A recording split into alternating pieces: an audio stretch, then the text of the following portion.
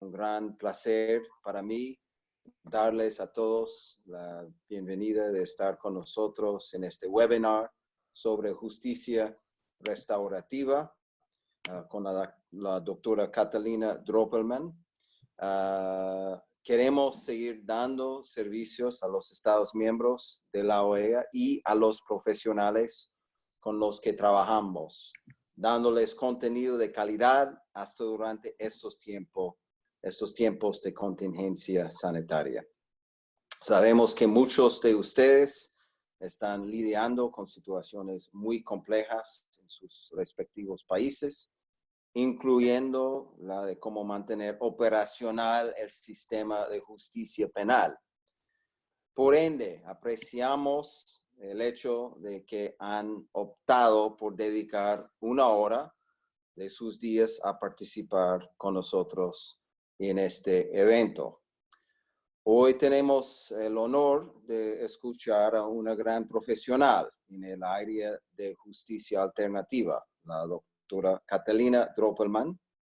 La CICAD ha tenido el privilegio de hablar colaborando con ella desde 2007 en varios temas y hoy nos hablará sobre la justicia restaurativa. Y tengo que decir, como secretario ejecutivo de la CICAD, la justicia restaurativa hace una parte muy importante de nuestro programa de alternativas al encarcelamiento. Es una de las cosas alternativas al encarcelamiento, donde hacemos más enfoque en la CICAD. Es algo muy, muy importante. ¿Por qué? Porque pone la énfasis en la salud pública, en los derechos humanos y el individuo. Entonces, con estas palabras de bienvenido, doy ahora la palabra a Pamela Izaguirre de la CICAD para darles las reglas de este webinar. Pamela, por favor. Mi nombre es Pamela Wasfo y con gusto les voy a compartir las reglas del webinar. Bueno, los micrófonos de los participantes permanecerán apagados durante la sesión entera. Les pedimos también que todas las preguntas sean enviadas por la sección de preguntas y respuestas y no utilizar el chat para enviar sus preguntas. Es decir, si pueden ver en el fondo, a la parte final de su pantalla, debe haber una sección que se llama Q&A. Ahí en la sección de Q&A podrán enviar las preguntas que vayan surgiendo a lo largo del seminario y nosotros las vamos a monitorear y las vamos a preparar y al final les estaremos compartiendo con la doctora Droppelman para poder contestarlas al final de la sesión. En segundo, les pedimos también a los participantes que vayan a completar ese seminario, es decir, que estén de principio a fin. Quienes van a estar recibiendo una constancia de participación por email el jueves por la tarde. Para quienes están preguntando al respecto, su constancia la recibirán por correo electrónico. Y por último, hacerles mención que el contenido de este seminario es exclusivamente informativo y no refleja necesariamente la posición u opinión de la Secretaría Ejecutiva de la CICAD, de la Organización de Estados Americanos y de su Secretaría General o de sus Estados miembros. Sin más por el momento, le paso la palabra a mi colega Jeffrey Zinsmeister, quien nos hará una breve introducción. Muchísimas gracias, Pamela. Yo me llamo Jeff Zinsmeister. Soy el gerente del programa de justicia terapéutica de la Unidad de Fortalecimiento Institucional de la Secretaría Ejecutiva de la CICAD. Realmente es un gran honor dirigir unas palabras a ustedes y un honor hasta más grande y más satisfactorio presentar a nuestra ponente, la doctora Catalina Droppelman. La doctora Droppelman ha colaborado con nosotros en la unidad creo que desde 2007, por ahí, en los temas que son de su conocimiento, de su expertise, por así decirlo. Y como algunos de ustedes ya saben, tiene su doctorado en criminología de la Universidad de Cambridge, del Reino Unido. Es una licenciada también en psicología de la Universidad de Valparaíso de Chile. Ha trabajado por más de 15 años investigando e implementando políticas públicas en las áreas de la justicia criminal y hoy día es funge como la directora ejecutiva del Centro de Estudios Justicia y Sociedad de la Pontífica Universidad Católica de Chile. Ha dictado cursos sobre criminología en universidades chilenas y extranjeras y ha realizado estudios y consultorías para diversos organismos nacionales e internacionales. Es decir, realmente es una gran experta en la materia. Hoy nos va a hablar de sus investigaciones en cuanto a la justicia restaurativa y como ustedes saben, la justicia restaurativa tiene un rol contundente en muchos programas de justicia terapéutica. También, como pues hay programas de modelos de justicia terapéutica que también contemplan un elemento de la justicia restaurativa como una de sus herramientas, funciones en determinados casos. Entonces, como que los dos conceptos se solapan mucho y por eso, pues, el programa de justicia terapéutica también tiene un gran interés en el tema y somos muy afortunados de poder escuchar a la doctora Doropolmen el día de hoy. Entonces, pues, sin más, por favor, doctora, le vamos a pasar la palabra para que empiece con su presentación. Gracias. Agradezco enormemente el interés de la CICAD y la cordial invitación de Jeff a ser parte de esta primera sesión, si no me equivoco, de webinars que está organizando la CICAD y de tener la oportunidad de poder acceder a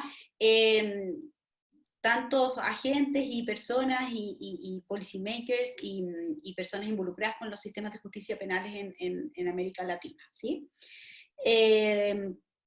Lo que vamos a discutir hoy día es básicamente en torno a la justicia restaurativa.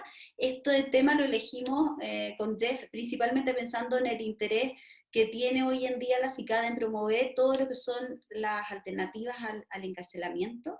Y básicamente vamos a discutir en torno a la justicia restaurativa y cómo ésta puede operar como un contrabalance al giro punitivo en América Latina, ¿sí? Básicamente voy a introducir un poco y les voy a contar respecto de cómo el giro punitivo o América Latina se ha orientado hacia una excesiva punitividad en los últimos 15 años. Después, para quienes no estén familiarizados con la justicia restaurativa, voy a discutir y les voy a explicar un poco de qué se trata la justicia restaurativa, sus orígenes, sus alcances. Y después ya vamos a entrar de lleno a lo más relevante de este webinar y que tiene que ver con discutir tres argumentos centrales que dicen relación en cómo la justicia restaurativa y su implementación en los sistemas penales en América Latina pudiese operar como un contrabalance al giro punitivo, discutiendo tres argumentos principales. El primero dice relación con la justicia restaurativa como una alternativa al modelo retributivo. El segundo tiene que ver con la justicia, cómo la justicia restaurativa pudiese mejorar las percepciones de legitimidad y de justicia a lo largo del proceso penal. Y la última, cómo la justicia restaurativa pudiese tener un impacto en el infractor de ley, elemento que en general se discute poco en la justicia restaurativa. Siempre se discute el impacto que la justicia restaurativa pudiese tener en las víctimas, ¿no? Pero acá vamos a discutir un poco cómo la justicia restaurativa pudiese impactar en el infractor de ley y en su futuro proceso de reinserción social, para terminar con algunos desafíos, ¿sí? Antes de empezar, solo voy a chequear que me estén escuchando bien y viendo bien, y me imagino que sí, porque no tengo ningún mensaje de Jeff, así que me imagino que me están escuchando bien. Si no, por favor, me interrumpen inmediatamente, ¿ya? Es relevante entender que las percepciones del sistema de justicia en América Latina son extremadamente negativas, ¿ya? En general, América Latina es la región del mundo donde las personas se sienten más inseguras.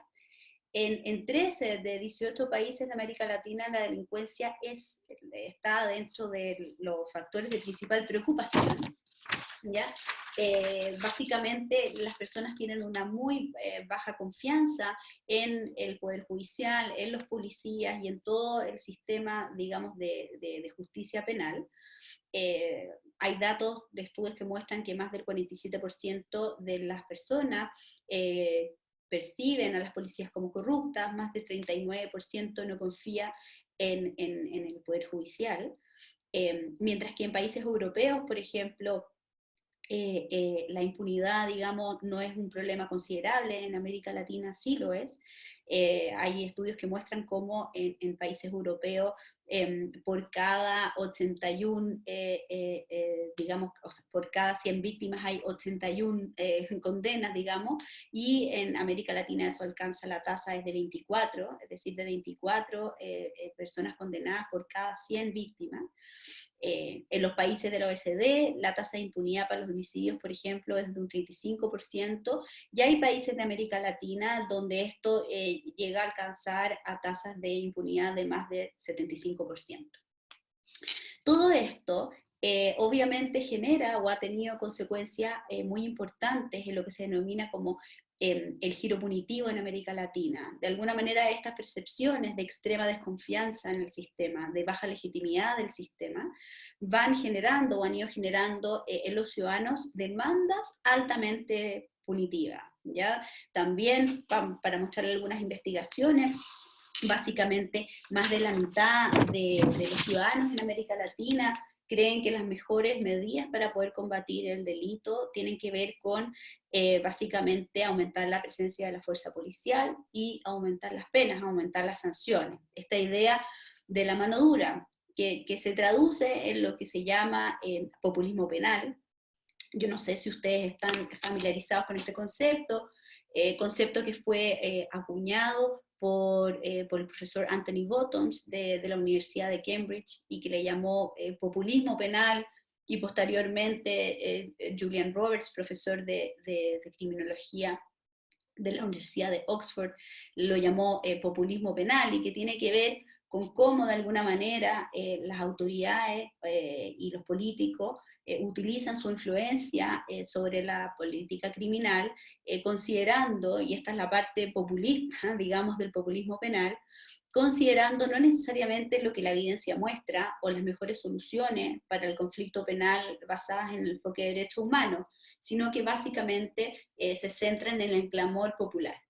Y este clamor popular está altamente influenciado por estas, digamos, percepciones bastante pobres del funcionamiento del sistema penal, pero al mismo tiempo de unas percepciones altísimas de temor, ¿ya? Es decir, hay una combinación entre una desconfianza respecto del sistema de justicia criminal, pero al mismo tiempo también de unas altas percepción de temor, ¿ya? Bueno, y esto ha ido generando un impacto importante en las tasas de encarcelamiento, ¿ya? Y con eso, obviamente, una profundización de los niveles de exclusión social de las personas que entran en contacto con el sistema de justicia criminal en América Latina y que terminan encarceladas. Obviamente me imagino que acá todos están familiarizados con el hecho de que las cárceles de América Latina están altamente hacinadas y no cuentan, digamos, con los estándares mínimos de derechos humanos, además de una ausencia prácticamente total de oferta de rehabilitación y reinserción. Para mostrarles acá un gráfico, ustedes pueden ver acá, esto es con datos del Centro del Observatorio de Prisiones de Inglaterra, y acá muestra cómo en los últimos 15 años las tasas de encarcelamiento en América Central han aumentado en un 80% y en América del Sur un 145%, ¿ya? Acá hay solo dos países, Guatemala y Bolivia, que están por debajo de la población penal promedio, del mundo, y hay 3 países, en este caso Panamá, Belice y El Salvador, que tienen tasas de personas encarceladas por cada 100.000 habitantes dentro del ranking de los 20 países del mundo con mayores tasas de encarcelamiento. Bueno, frente a esta realidad que, digamos, da para profundizar y para hacer un seminario en sí mismo, mi argumento, y es un argumento que discuto en un working paper a partir del cual yo estoy basando este seminario, básicamente el argumento acá es que la justicia restaurativa pudiese operar como un contrabalance a este giro punitivo en América Latina, y para eso vamos a discutir, como les conté al comienzo, 3 argumentos centrales, ¿ya? Pero primero vamos a dar cuenta de manera bastante general respecto de qué es la justicia restaurativa, ¿sí? Bueno, los orígenes de la justicia restaurativa han sido bastante debatidos, también sus conceptualizaciones y sus aplicaciones, ¿ya? Hay quienes plantean que los orígenes de la justicia restaurativa pueden ir hasta lo que son los mecanismos de resolución de conflictos de las sociedades premodernas o de la justicia indígena, ¿ya? Hay algunos autores que plantean que la primera experiencia contemporánea de justicia restaurativa se dio en Canadá en el año 74, cuando el Mennonite Central Committee introdujo la mediación penal para resolver algunos casos, ¿sí? Hay quienes plantean que los orígenes de la justicia restaurativa tiene que ver con los movimientos de las víctimas, ¿ya? Víctimas que se han sentido, digamos, históricamente como meros objetos testimoniales dentro del proceso penal, donde han contado y cuentan en general con muy poca información durante el proceso penal, ¿ya? Y al mismo tiempo donde los efectos que tiene su involucramiento, en efectos muchas veces negativos de revictimización, que tiene su propio involucramiento en el proceso penal, también se han visto invisibilizados, ¿ya? Respecto como de los exponentes, también en cuanto a los orígenes, hay algunos autores que plantean a Randy Barnett y a Niles Christie como los principales impulsores de la justicia restaurativa, ¿ya? Acá Niles Christie plantea esta idea de la justicia participativa y de cómo de alguna manera el conflicto penal no es entre el infractor y el Estado, sino que es principalmente entre el infractor y la víctima, entre el infractor y la comunidad, y que el Estado le ha de alguna manera quitado ese conflicto penal a quienes son los reales protagonistas del mismo. Bueno, tras todos estos orígenes, la justicia restaurativa se ha ido instalando en distintos países, en distintas jurisdicciones, a través de una serie bastante heterogénea de prácticas, ¿sí?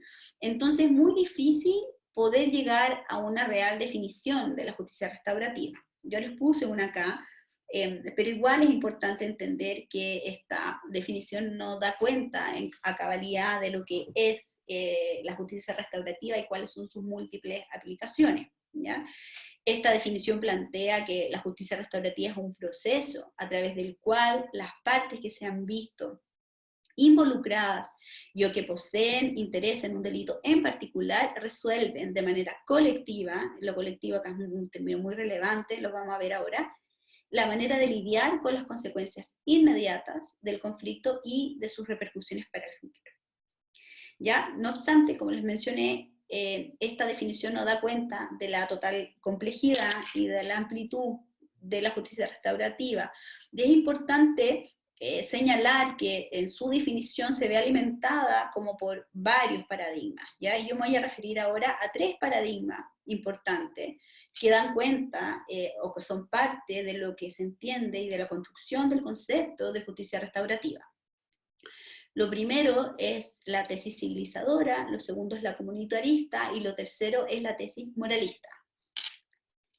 La tesis civilizadora básicamente tiene que ver con este propósito civilizador que tuviese la justicia restaurativa respecto de la justicia tradicional y de esta noción que algunos autores denominan como barbárica, ¿no? Del crimen y el castigo. en el sistema tradicional, heredada, digamos, durante siglos, a partir de la cual no se ha podido de alguna manera evolucionar a otra forma, digamos, más razonable de poder resolver los conflictos. Para la tesis civilizadora, el foco está principalmente en el daño a la víctima y en la necesidad de reparación y de reconciliación, ¿ya? Ese es el aspecto esencial de la tesis civilizadora de la justicia restaurativa. La segunda tesis es la tesis comunitarista, y como bien dice su nombre, básicamente la tesis comunitarista busca relevar el rol o la importancia de la comunidad dentro del conflicto penal, ¿ya? En la tesis comunitarista critica esta idea que yo les comenté hace algún tiempo, planteada por Inés Christie, de que el Estado de alguna manera le ha quitado el conflicto penal a quienes son sus principales protagonistas, que son la víctima, que son el ofensor y la comunidad, ¿ya? Y se ha entendido siempre el conflicto penal como un conflicto entre el que delinque y el Estado. La tesis comunitarista plantea que la justicia es un proceso, o debiese ser un proceso más bien participativo, ¿ya? En que la comunidad tomase o asumiese también un rol primordial. Y la última tesis es la tesis moralista. La tesis moralista se basa fuertemente en el enfoque de Braithwaite, que me imagino que algunos lo han escuchado o han estado familiarizados con su enfoque. Él centra su tesis en la idea del shaming, de la vergüenza restaurativa, ¿ya? Para Braithwaite lo importante tiene que ver con el proceso, un proceso que él llama un proceso positivo, un proceso acompañado de vergüenza restaurativa, donde el proceso que vive el propio infractor de reflexión respecto de su propia conducta y de su conciencia de daño es lo que termina impactando incluso en su futura reincidencia y lo que hace que el infractor deje de cometer delito. Entonces, Braithwaite pone el énfasis en este proceso de shaming y en esta idea de que el sujeto tome conciencia de su responsabilidad respecto del daño y que se dé un proceso también de reparación respecto de esa responsabilidad del daño, ¿ya? Esos son básicamente los tres paraguas conceptuales, haciendo esto de manera muy general debido, digamos, al tiempo que tenemos y para poder entrar a discutir otros aspectos de lo que podríamos entender como definiciones de la justicia restaurativa. ¿Ya? Ahora, en cuanto a sus aplicaciones, la justicia restaurativa también básicamente es bastante heterogénea, como yo les dije en un comienzo. Se ha incorporado más fuertemente tal vez en los países anglosajones, con common law, aunque también en algunos países europeos con sistemas continentales, y se ha utilizado tal vez de manera más fuerte en el ámbito de la justicia juvenil, ¿ya? Y es desde allí desde donde hay, digamos, mucho más ejemplos o buenas prácticas de la justicia restaurativa. Un elemento importante respecto a su aplicación tiene que ver con una discusión que ha habido detrás de la justicia restaurativa y que tiene que ver con la independencia de esta respecto del sistema de justicia penal tradicional o de su complementariedad con el mismo, ¿ya? Hay algunos autores que plantean que la incorporación del sistema de la justicia restaurativa en el sistema penal se debe dar con gran independencia para evitar que la justicia restaurativa o las prácticas restaurativas queden como cooptadas por la lógica del castigo que impera dentro del sistema penal tradicional. Pero hay algunos autores que plantean que no, que esta debe complementarse de alguna manera con la justicia penal, y que además de complementarse, esta debe o puede implementarse en las distintas fases del proceso penal, ya sea en las salidas tempranas, ya sea durante el procesamiento judicial, ya sea como condena o incluso post-condena, ¿ya? Que es un poco más la postura de Kathleen Daly, ¿ya? Ella plantea una tesis que se llama implementista, que tiene que ver con de alguna manera incorporar a la justicia restaurativa dentro del proceso penal tradicional, también y de manera importante para evitar el doble castigo que muchas veces se genera o se puede generar cuando la justicia restaurativa o prácticas restaurativas se implementan de manera demasiado complementaria y no tan integrada con el sistema de justicia, ¿ya? Este problema se ve en otros ámbitos también, tal vez un ejemplo, como pensando en la audiencia de ustedes mismos, que tienen probablemente familiaridad con programas de rehabilitación de droga dentro del sistema de justicia penal, tiene que ver con cuando, por ejemplo, los tratamientos de drogas se utilizan, los cuales no son prácticas restaurativas, digamos, pero lo pongo como ejemplo, se utilizan como sanciones accesorias frente al proceso penal, y entonces muchas veces la persona termina cumpliendo la sanción que impone el proceso penal y además debe cumplir con otro programa, con otro proceso por fuera del sistema penal, sin que haya mucha complementariedad o mucha comunicación entre ambos procesos.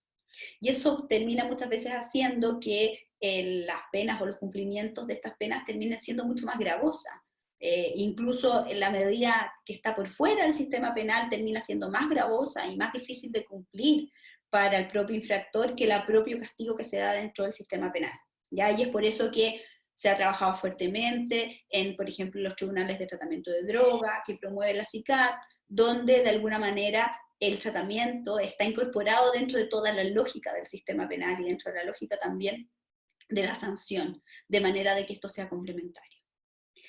En cuanto a las prácticas, acá les pongo algunos ejemplos. Está la mediación, por ejemplo, es una práctica de la justicia restaurativa, donde se produce una mediación entre el infractor y la víctima a través de un facilitador, con un proceso altamente estructurado, que digamos que tiene fases preparatorias y es un proceso largo.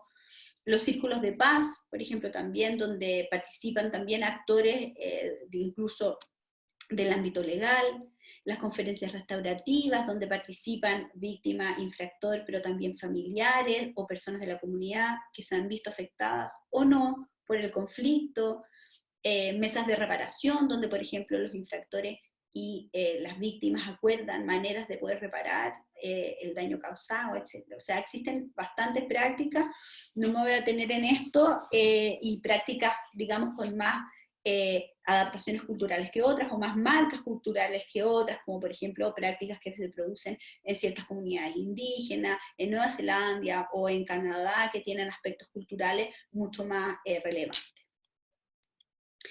Bueno, ahora vamos a pasar, voy a ir revisando cómo vamos con el tiempo, vamos bien, vamos a pasar a conversar esta idea, ya que entendimos, revisamos qué es la justicia restaurativa, vamos a pasar a discutir cómo la justicia restaurativa pudiese operar como un contrabalance al giro punitivo en América Latina que comentamos al principio del webinar, de este seminario, ¿sí? El primer argumento tiene que ver con la justicia restaurativa como una alternativa al modelo tradicional, al modelo retributivo tradicional, ¿ya? Y acá básicamente la justicia restaurativa ofrece un cambio de paradigma, ¿no es cierto? Un cambio de paradigma donde se abandona un poco este modelo represivo de la justicia retributiva y se modifica y se incorpora un paradigma que los autores de justicia restaurativa, los principales referentes, denominan un enfoque basado en la dignidad humana, ¿sí? Esto es importante, este cambio de paradigma es tremendamente relevante para América Latina debido a este excesivo uso de las penas de cárcel, este excesivo uso del castigo y esta excesiva orientación retributiva que tiene de alguna manera nuestro sistema, ¿ya? De alguna manera la justicia restaurativa habla de procesos o abre la puerta a procesos también alternativos, pero no solo a eso, sino también a pensar la lógica del conflicto penal desde el ámbito de la reparación, y no solamente desde el ámbito del castigo, ¿ya? Esto es clave porque obviamente sabemos que la cárcel tiene efectos nulos y tiene efectos incluso iatrogénicos o criminogénicos en las personas, donde a mayor permanencia en la cárcel se tendería a amplificar de alguna manera la reincidencia o el comportamiento delictual, ¿ya? también de alguna manera la justicia restaurativa saca este foco de esta idea del castigo como único mecanismo, digamos, de disuasión del delito, y abre paso a la idea de la reconciliación también, como un mecanismo también de disuasión o de evitar, digamos, la repetición de la conducta, entendiendo que de alguna manera el conflicto es entre el sujeto que delinque y la sociedad en su conjunto, y lo que se ve dañado son de alguna manera los vínculos sociales. Entonces la justicia restaurativa permite de alguna manera reparar ese vínculo social, ¿ya? Y eso es un aspecto tremendamente relevante, que el enfoque retributivo no lo promueve o no lo facilita, ¿no es cierto? Y con eso también se reconoce la propia capacidad del individuo de recomponer el daño, del propio individuo que delinque, donde el sistema retributivo no reconoce o no ofrece espacios para reconocer la propia capacidad del individuo que delinque y su propia agencia, ¿ya? Que es un elemento clave para la reinserción social. Otro aspecto también relevante de la justicia restaurativa, como una alternativa al modelo retributivo tradicional, y también como una alternativa a este enfoque tan punitivo, basado en el castigo, y principalmente las penas de cárcel, y que tiene que ver con que, de alguna manera, la justicia restaurativa ofrece una oportunidad para fortalecer las salidas alternativas, ¿no es cierto? De alguna manera, la justicia restaurativa se instalan las prácticas muy fácilmente en las salidas tempranas al proceso penal, ¿ya? Salidas tempranas que en general, y especialmente me atrevería a decir en América Latina, están bastante pobres en cuanto a contenido, ¿ya? Sabemos que muchas salidas alternativas se materializan en un cumplimiento meramente administrativo, ¿ya? Por ejemplo, las personas pueden quedar firmando incluso, y eso se puede entender como una salida alternativa, ¿ya? Pero las salidas alternativas pudiesen dotarse de contenido más terapéutico, o más restaurativo, o más integrativo, que facilite procesos de reinserción, ¿ya? Y se pudiese utilizar también más estratégicamente, por ejemplo, la figura de la suspensión condicional del procedimiento, que existe, no necesariamente con el mismo nombre, pero existe en varios países de América Latina esa figura, y es una figura que en algunas jurisdicciones ofrece incluso la oportunidad de quedar sin antecedentes penales, ¿ya? Y esto abre la puerta entonces a este fortalecimiento de la salida alternativa, que es clave porque los estudios longitudinales han demostrado que a mayor profundidad en el contacto con el sistema de justicia criminal, peores son las consecuencias desde el punto de vista de la reincidencia en el delito, mayormente se cronifican en las conductas delictuales. Hay un estudio muy interesante, que yo se lo cito ahí, que se realizó en Edimburgo, donde se siguió a una cohorte de jóvenes durante un tiempo, y se fue viendo cómo su contacto con el sistema de justicia criminal iba cronificando sus carreras, incluso controlando por todos aquellos factores de riesgo que se asociaban a la conducta criminal. Mientras más profundo iban integrándose estos jóvenes con el sistema de justicia criminal, peores eran las consecuencias para su reincidencia. Un segundo aspecto, un segundo argumento tiene que ver con cómo la justicia restaurativa puede mejorar las percepciones de legitimidad y de justicia en el proceso penal, ¿ya? Vimos al comienzo de la presentación cómo los sistemas penales de América Latina sufren de una falta de legitimidad notable, ¿sí? Y además, y esto es importante mencionarlo, esta falta de legitimidad está también basada no solo en malas experiencias con el sistema de justicia, sino también en una marcada ignorancia que tienen las personas, los ciudadanos comunes, respecto de el debido proceso y respecto de los roles de los agentes de justicia, ¿ya? Y esto hace que las respuestas o las percepciones y también lo que las personas esperan del sistema de justicia penal estén cargadas de una orientación demasiado punitiva, porque las personas en general no entienden, como yo les decía, lo que es el debido proceso o los roles de los actores. En Chile hicimos un estudio representativo a nivel nacional para evaluar lo que nosotros llamamos alfabetización judicial, que tenía que ver con qué tanto entienden los ciudadanos lo que ocurre en el proceso penal, ¿ya? Y cuáles son sus alcances. ¿Ya? Y nos dimos cuenta que el nivel de alfabetización judicial es muy pobre, y esto pasa probablemente en varios países de América Latina, donde a pesar de que las reformas procesales penales son relativamente jóvenes y estuvieron acompañadas de también estrategias comunicacionales, las personas siguen sin entender mucho qué es lo que pasa dentro del subsistema judicial criminal, y eso obviamente afecta a la legitimidad también. En Chile, por ejemplo, solo la mitad, 51,7% de las personas conoce o ha escuchado hablar de la reforma procesal penal. Y solamente un 20% sabe concretamente en qué consistió la reforma procesal penal. ¿Ya? Esta ausencia de información es tremendamente importante. Entonces, eso hace que las orientaciones sean extremadamente punitivas y que las personas demanden cosas del sistema o aspectos o respuestas del sistema de justicia penal que el sistema de justicia penal no necesariamente está capacitado para hacer, y también elementos que no necesariamente resuelven el conflicto subyacente al conflicto penal. En ese sentido, la justicia restaurativa ofrece de alguna manera una ventana de oportunidad para dotar al proceso penal de un sentido de justicia, de equidad y de legitimidad, ¿ya? Se ha visto cómo las personas que participan de procesos de justicia restaurativa terminan con apreciaciones muy favorables respecto a su experiencia, en cuanto a las percepciones de justicia procedimental, en cuanto a los niveles y percepciones de equidad, y sus niveles también de satisfacción, ¿ya? La percepción de justicia procedimental, es decir, esta percepción de ser tratado dentro del proceso penal de manera justa, ¿ya?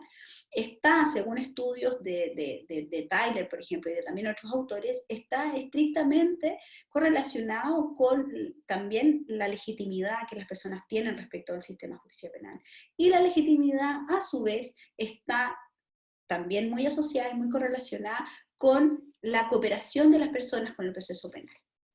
Entonces, si nosotros necesitamos en América Latina no solo que haya más legitimidad del sistema, sino que las personas participen, cooperen y denuncien de alguna manera también los delitos, entonces este elemento es clave.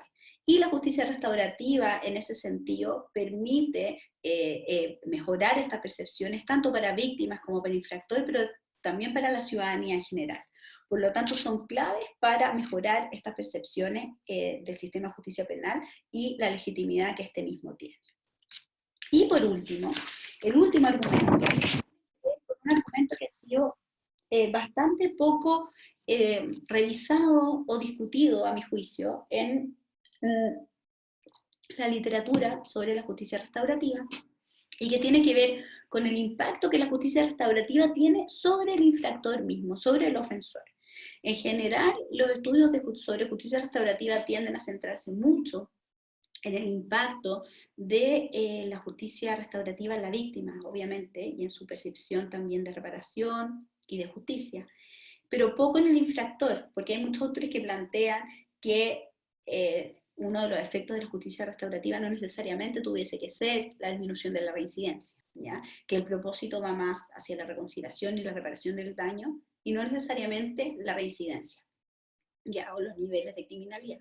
No obstante, hay bastantes estudios que plantean que la justicia restaurativa sí tiene efectos positivos en la reducción de la reincidencia, ¿ya? Dependiendo obviamente por tipo de delito. Hay estudios que plantean también que tiene que ver con el tipo de práctica restaurativa utilizada, etcétera, pero sí tienden a tener un impacto. ¿Y este impacto por qué se daría? ¿Ya? Y esto es tremendamente importante, porque de alguna manera el acto de reparación que puede hacer el infractor dentro de un proceso de justicia restaurativa o dentro de un proceso restaurativo tiene efectos importantes dentro de su reintegración social, ¿ya?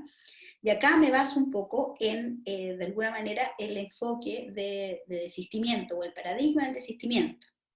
No sé si ustedes están familiarizados con ese paradigma. Básicamente es un paradigma de la criminología que estudia el proceso de abandono de la conducta delictual, es decir, cuáles son las causas, los factores y el proceso que hace que personas que han iniciado una conducta delictual o una carrera delictual incluso dejen de cometer delitos, ¿ya?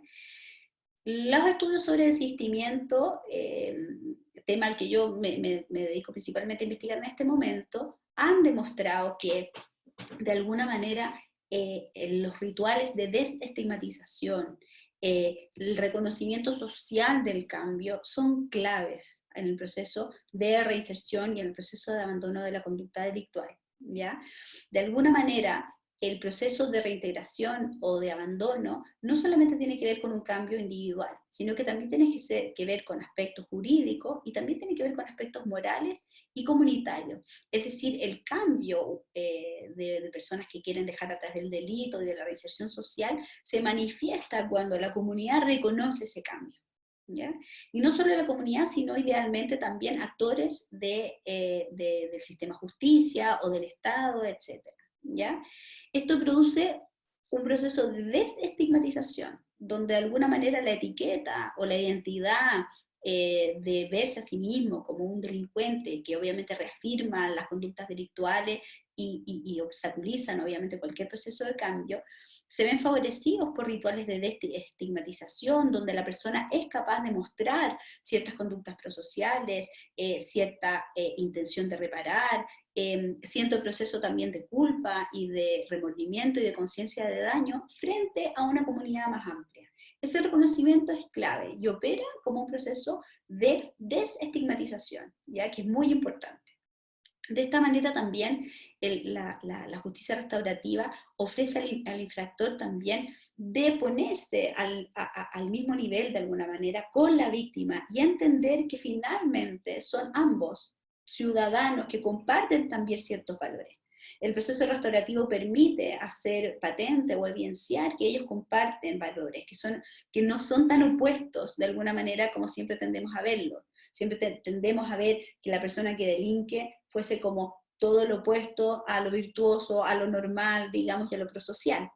Pero el proceso restaurativo permite ver en el infractor también otros elementos prosociales que le permiten reconfigurarse en otros roles y poder armar un sentido de identidad y poder de alguna manera también reparar el daño y reinsertarse.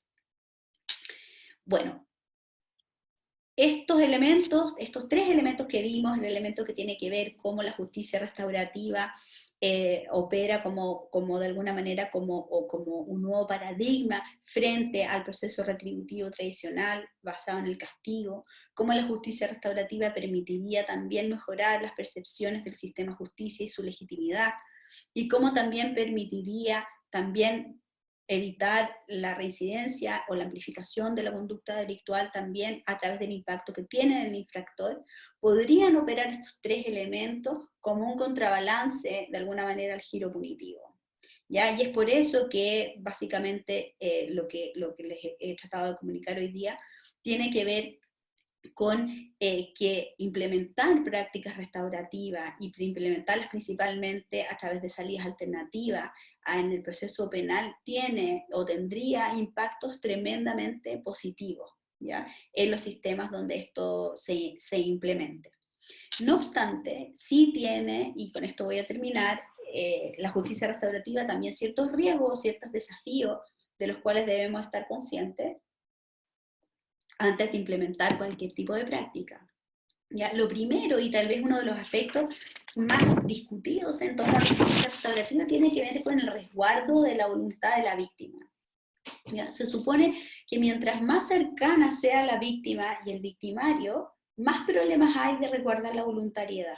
¿Ya? Porque muchas veces las víctimas se sienten obligadas a participar del proceso restaurativo, no obligadas por el mismo sistema de justicia penal, sino muchas veces obligadas por el mismo vínculo que tienen con el victimario, y se ven también obligadas a aceptar reparaciones o también disculpas que ellas mismas experimentan como no sensatas o como no verdaderas o reales. Entonces el resguardo de la voluntariedad de la víctima es un elemento clave para que un proceso de justicia restaurativa o un proceso restaurativo realmente tenga el impacto en la víctima que se busca, ¿ya? Otro elemento clave tiene que ver con la perspectiva de género, ¿ya? Y especialmente con la incorporación de la justicia restaurativa en ciertos ámbitos que se ven, obviamente, o ciertos conflictos penales que se ven severamente afectados por la desigualdad histórica, digamos, de género que existen entre los hombres y las mujeres, ¿ya? Y esto ocurre obviamente en casos de violencia intrafamiliar, en casos de abusos, etcétera, donde obviamente un proceso de restaurativo pudiese no necesariamente facilitar el empoderamiento de las mujeres y pudiese terminar de alguna manera reproduciendo ciertas desigualdades históricas, ¿ya? Y hay que ser tremendamente cuidadoso con eso. Los movimientos feministas hacen puntos relevantes respecto de eso, y yo llamaría a considerarlo a la hora de implementar cualquier programa de justicia restaurativa, y esto también no solamente en el ámbito de género, sino también en el ámbito de resguardar otros desbalances de poder que se pueden dar o que se pueden reificar de alguna manera a través de procesos restaurativos, diferencias sociales, culturales, étnicas, etarias, etcétera, que pudiesen verse reificadas en este proceso o no consideradas adecuadamente en este proceso, ¿ya? Y eso es un elemento tremendamente clave, ¿ya? No es lo mismo poner en un proceso restaurativo a dos personas que tienen el mismo background socioeconómico, cultural y etario probablemente, y realidad etaria, que poner a personas que tienen un desbalance importante en estos ámbitos, ¿ya? En eso yo llamo a ser extremadamente cuidadoso. Y lo último, que obviamente es algo de sentido común, tal vez demasiado simple, pero que finalmente es donde fallan muchos de los programas que se implementan en los sistemas de justicia criminal en América Latina, tiene que ver con la ley en el texto y la ley en la práctica, es decir, cómo finalmente terminamos implementando realmente estos programas, siendo realmente cuidadosos de tener una fidelidad, de no pasar a llevar los principios de la justicia restaurativa y terminar de alguna manera confundiéndolo en demasía con ciertas lógicas de la justicia retributiva del castigo. Bueno, eso era lo que yo creo que cumplí muy bien con el tiempo. Jeff me había dicho como 45 minutos, así que lo hice bastante rápido para poder cumplir en el tiempo estimado, así que bueno, tal vez hubo cosas que no pude profundizar o que no quedaron muy claras, tal vez a través de las preguntas podemos ir explicando, profundizando en esos temas. Muchas gracias.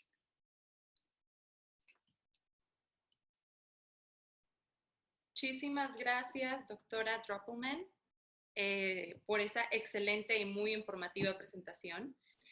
Pasamos, doctora, a la sesión de preguntas y respuestas. Vamos a comenzar con una que nos hace llegar el señor Antonio Lomba, que dice lo siguiente. En la práctica, ¿hasta qué punto los intereses de la comunidad prevalecen sobre interés de la víctima? ¿Qué ocurre si dentro del proceso de justicia restaurativa se cuenta con el apoyo y voluntad de la víctima, pero ésta decide no apoyarlo en mitad del proceso, cuando éste ya está en marcha y ha quedado claro el beneficio para la comunidad? Perfecto. Bueno, la pregunta de Antonio, bueno, hay dos temas. El primero tiene que ver con esta coincidencia o no respecto de los intereses de la víctima y los intereses de la comunidad. Y bueno, eso desafortunadamente no siempre coincide, obviamente. ¿Sí? Hay muchas veces las mismas víctimas tienen, y se ha observado, ciertas predisposiciones incluso mucho menos punitivas o mucho más orientadas hacia la reparación que la misma comunidad. ¿Ya? Las personas que son parte más íntimamente del conflicto y las víctimas muchas veces también encuentran un sentido en el proceso de reparación que muchas veces la comunidad no ve. ¿Ya? Ha ocurrido, por ejemplo, ahora en Chile en este minuto está ocurriendo respecto de la orientación que está teniendo las propias víctimas respecto de la posibilidad de sacar a gente de las cárceles para descongestionarlas por el coronavirus, y de la comunidad. Se ha visto que incluso muchas víctimas de los delitos están mucho más favorables a que se repare de alguna manera y que se puedan sacar personas de las cárceles por razones humanitarias que a la comunidad en su conjunto. ¿Ya? Entonces pasa esto que dice Antonio, pasa que muchas veces sobre el proceso la víctima de alguna manera también se arrepiente y la comunidad ve un beneficio, pero la víctima deja de verlo. Acá lo que tiene que prevalecer siempre es la protección de la víctima, ¿ya? La justicia restaurativa está orientada principalmente a la reparación, y esa reparación se da íntimamente entre el infractor y la víctima, y también tiene obviamente repercusiones colaterales en la comunidad, pero principalmente lo que se debe resguardar y proteger es a la víctima. Es decir, si la víctima quiere retractarse la mitad del proceso, eso es lo que de alguna manera se debe respetar, en contraposición a los objetivos o lo que busque la comunidad en ese momento. Excelente, muchas gracias, doctora. La siguiente pregunta es de Andrés Manrique Miranda y él nos hace la siguiente pregunta. ¿Cuál es el perfil conductual a considerar para que un adolescente en conflicto con la ley penal pueda ingresar a un programa de justicia restaurativa? Perfecto.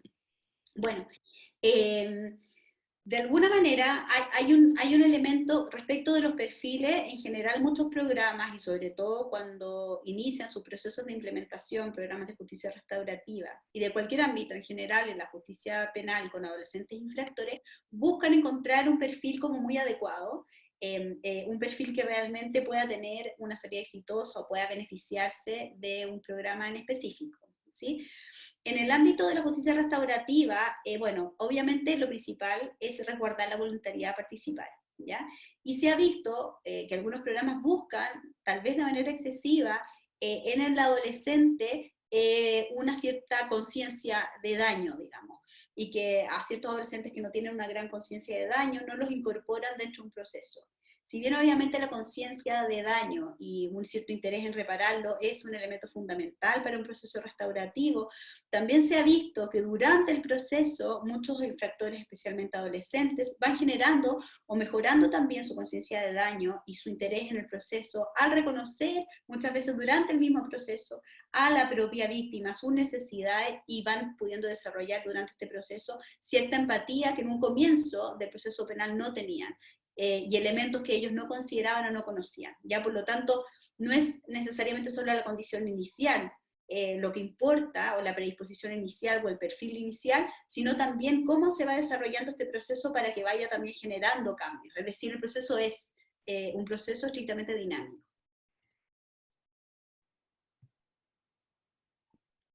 Ok.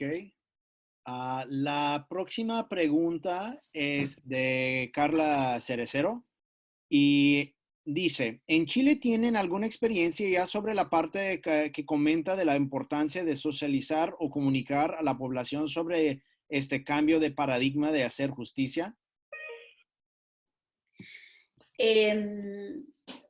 No sé si entendí bien la pregunta, si es respecto de la manera en que se comunica. Yo creo que eso es un elemento que no solo en Chile, sino que en varios países y en la mayoría de los países donde se implementan programas de este tipo o reformas en general al sistema de justicia, carecen de estrategias comunicacionales adecuadas que hagan que las personas realmente entiendan lo que está ocurriendo.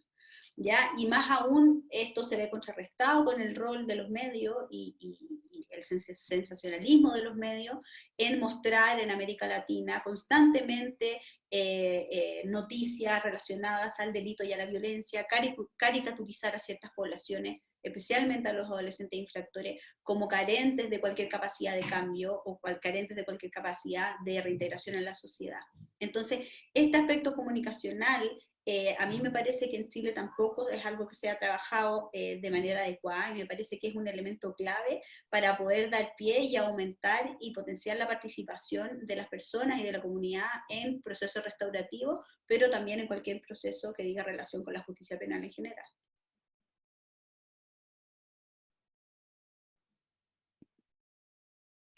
Gracias. La próxima pregunta es de Ronaldo Riseto. Y son dos preguntas. La verdad, primero es pensando que una persona que tiene un consumo problemático de alcohol y drogas y comete un delito sin violencia o sin agravantes, por así decirlo, pero es que estoy traduciendo al portugués. En caso sea encarcelado, teniendo todo esto en cuenta, ¿cómo podemos estimular en los países sudamericanos para que adopten prácticas de justicia terapéutica, como tomando esto en cuenta, como que el encarcelamiento puede provocar, como en estos casos de consumo problemático y delitos no graves, como el encarcelamiento puede hasta provocar un incremento o una agravación del consumo problemático? O sea, ¿cómo podemos hacer ese estímulo? Es la primera pregunta. Y la otra es cómo lo ha hecho Chile, o sea, cómo ha hecho Chile como para desarrollar o estimular su proceso de justicia terapéutica en ese sentido. Perfecto. Bueno, en el caso de personas que entran en conflicto con la ley y tienen consumo problemático de drogas o alcohol, básicamente, si entendí bien la pregunta, como una contraposición o como también un contrabalance hacia la respuesta más punitiva, que sería en este caso encarcelar o utilizar penas privativas de libertad. A ver, básicamente los argumentos que se utilizan en general tienen que ver con que muchas veces esa misma conducta delictual está asociada con este consumo problemático de droga, ya sea porque la persona comete el delito bajo los efectos de las drogas o con la finalidad de obtener dinero para comprar droga o en el contexto del mercado de las drogas, ¿no es cierto? Si es así, y entendiendo que el consumo problemático de drogas es una enfermedad y es una enfermedad crónica, de alguna manera la mejor solución a ese conflicto subyacente al delito es obviamente un tratamiento o una intervención para la rehabilitación del consumo de drogas y alcohol y no necesariamente una pena privativa de libertad. Menos aún en América Latina, donde sabemos que en las cárceles hay altas tasas de consumo de droga, ¿ya? Eso es un elemento que no se puede de alguna manera controlar, entonces muchas veces las personas cronifican o intensifican su consumo problemático de drogas cuando entran en la cárcel, producto de la facilidad de acceso y también producto del aburrimiento y de la ausencia de otras actividades. Entonces, de alguna manera, la alternativa a la cárcel con tratamiento de droga es, a mi juicio, la mejor respuesta. En Chile, y como decía Jeff, hace muchos años, Jeff decía 2007, desde el 2005 que empezamos el primer piloto y desde el 2007 ya con apoyo de la CICAD se han promovido los tribunales de tratamiento de drogas, experiencia que sé que también la CICAD ha promovido en otros países de América Latina. Y estos programas son obviamente una respuesta tremendamente efectiva a personas que tienen esta particularidad que comenta la persona que hizo la pregunta, es decir, que tienen consumo problemático de drogas y alcohol y que cometen delitos. Excelente. Muchas gracias. La siguiente pregunta, y vamos a finalizar con esta por cuestiones de tiempo. Nos encantaría seguir, porque esto es todo muy interesante, pero ya estamos un poco pasados de tiempo, entonces esta va a ser la última, la cual es de Carla Cerecero, y ella dice, ¿podría compartirnos algunos estudios sobre justicia restaurativa más enfocados al ofensor?